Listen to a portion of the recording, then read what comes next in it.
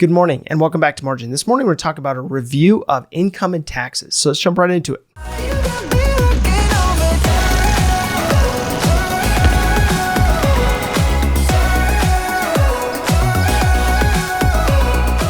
So in this theme on income, we've gone through a process of looking at a financial snapshot to figure out how to rate where you're at today.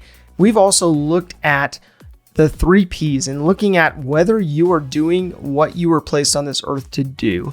If you are actually combining those things that you are proficient in, those things that you're naturally good at, with those things that you are passionate for and you're excited for, as well as those aspects that you can make an income doing. Now, we've also looked at how taxes affect income. We've looked at how a side hustle and streams of income are important. Now, through this, you may have felt as though you're not living up to your full potential, that you are in the wrong career field, or you are not making what you ought and should make based on your experience in education and whatnot. You may be feeling as though, based on your financial snapshot, that you need a lot of work in the area of your finances. And so what I want to encourage you in today is this is a journey. This is a journey that you are now awakened to the need to focus on certain areas. And now, better than ever, is a perfect time for you to step into, lean into, and figure out where you want your life to go, how you want to align what you're doing today with the vision that you have for your life, and to be able to figure out how you make strategic steps in the right direction. Far too many people live their lives as though they're not their own. They're not living their own dreams and aspirations. They're not living their own purpose, but they're living out of a felt need to measure up to someone else, whoever that is.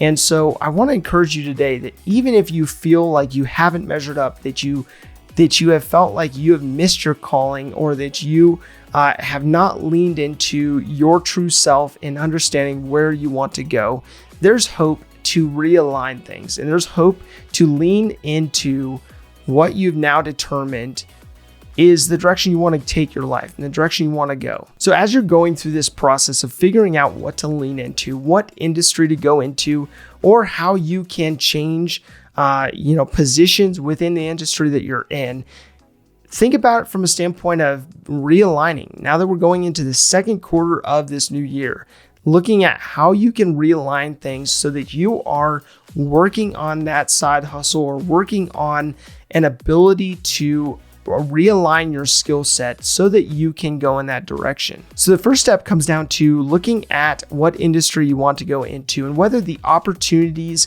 are growing or diminishing in that field, whether you need to go into a niche in order to become a subject matter expert and what that takes, or if you have a myriad of options because of the field that you have outlined that you want to go into.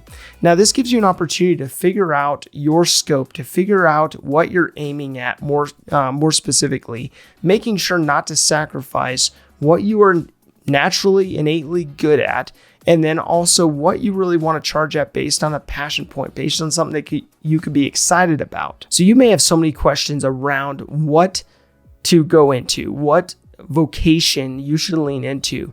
But I believe that you need to do some soul searching to figure out what that needs to be for you so that you're not just people pleasing and leaning into something someone else wants for you, but something that you actually want. So to give you some ideas of how to lean into this, I was looking at an article by The Balance, and The Balance basically outlined the top 20 positions for the new year.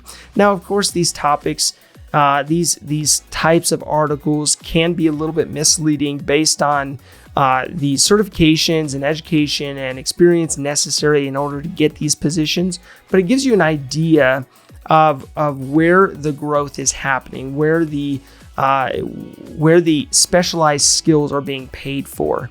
And I think it's important to look at your specific field when you're looking at the industry you want to go into and seeing what the incomes look like, what the job descriptions look like, and figuring out whether it's a good fit or not. Now, of course, based on this article by The Balance, it's mainly looking at incomes, and that's not necessarily a driving factor in your pursuit of changing industries. But it is a consideration, being that it's the third P of provision. So that being said, when they were outlining the top 20 positions that were the highest paid for the new year, all 5 of these had some level of higher education required.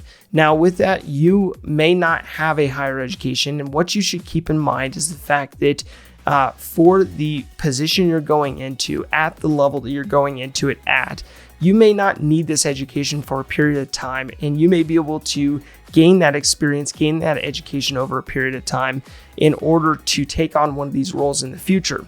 But it's not an end-all be-all. So just be mindful of the fact that even though these top positions, these top paying positions require an education for the most part, you may be able to go into something you really do enjoy and not have to go through a formalized education process. So being that takes time, energy, and usually quite a bit of money, you want to look at the position that you want to go into, the industry that you want to go into, and figure out how you could do it as inexpensively as possible through getting the certifications that you need and not necessarily having to go through the process of formalized education, or figuring out education from a standpoint of the company paying for it. And also figuring out how you can gain experience, whether that's through volunteering or doing a internship of some kind, but figuring out how you can basically gain that experience so that you're stepping into that role with some level of experience, even if you don't have some of the other qualifications. So the top 6 industries that these 20 positions came from were healthcare, information technology, management, finance, engineering, and law. So none of those were really surprising, and you can see more or less why you would need some level of education for those specific fields. So the first profession on the list came down to physicians and surgeons, and there was no surprise whatsoever that these would be at the top of the list when it came to earning potential. Now, with this also comes a great deal of sacrifice, especially with the aspect of the amount of education, the cost of that education and residence leading into becoming a doctor of some kind. Now, beyond that though, you have ongoing components to keep up on in order to maintain your currency in the field that you're in. So although the incomes are high for this area, the demand when it comes to your time is also high. So you have to figure out if you are going into the medical field, which there's a number of items, number of roles within that top 20 list that are medical related. But if you want to go into that, there's certain roles that allow you to have a little bit more margin in your schedule than others. And typically with surgeons and physicians otherwise, there may not be that balance or that margin that you're looking for.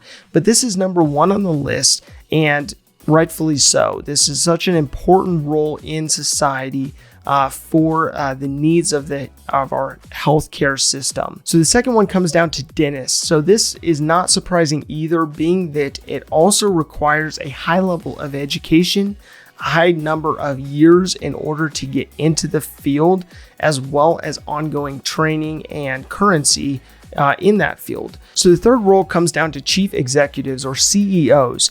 These individuals are responsible for leading their companies in the vision, mission, and goals that company has to carry out. So typically these roles are highly paid, highly compensated, and we've seen that in Fortune 500 companies as well as even medium to small size companies. But these positions are so important in order to keep the teams aligned with what the company has to accomplish. So the fourth position comes down to nurse practitioners and other advanced nursing roles. So those roles typically don't have the responsibility level of a doctor, don't have the amount of schooling necessary or even the cost associated to that. And they also don't necessarily have the liability that some shy away from becoming a doctor because of. But these roles typically are a little bit more flexible. They are taxing because of what they are dealing with and the level of precision they need to have. But they are an area that is highly compensated because of the level of expertise. So the fifth and final role that I'll be covering comes down to airline pilots. Now, airline pilots have been in high demand for some time now. And not only is it the tenure that is necessary, the skill set specific to that role that is necessary, also the currency in the airplane that they're actually checked out in, as well as the flight physicals, make it challenging to make sure that those in that role are current. And so that being said, this is the fifth role that has a high income potential. So these 5 roles are, of course, the highly compensated roles within this list. Now, this list of 20 top paid roles for this year covers 6 different industries, as I mentioned before. So what you may want to consider is looking at your 3 Ps, figuring out what industry that ends up putting you into based on what you want to do, and then figuring out, what roles are in high demand that could hit each of those 3. So the purpose of a theme on income is really to focus in on where you're at now, where you want to go, and then to be able to make the proper adjustments in order to go in the direction you want to go. And so these 5 roles may not be up your alley in regards to where you want to go. They may not be something that you want to pursue, but figuring out what industry you want to be in, figuring out what roles are in demand in that industry, and figuring out how that could align with the 3 Ps that you defined is going to be really important, so that you are spending your energy in an area that you can become world-class in, that you can not only make a good income doing, but you can enjoy the process of. So my call to action today really comes down to you figuring out how you can apply these tools based on income and taxes to realigning where not only you are today, but where you want to go, and figuring out next steps to go in that direction. If this information is helpful to you, please do like, subscribe, and hit the notification bell so you're reminded to come back on a daily basis and improve in managing your personal finances. Thank you for your time. Enjoy your day, and we'll see you back here tomorrow.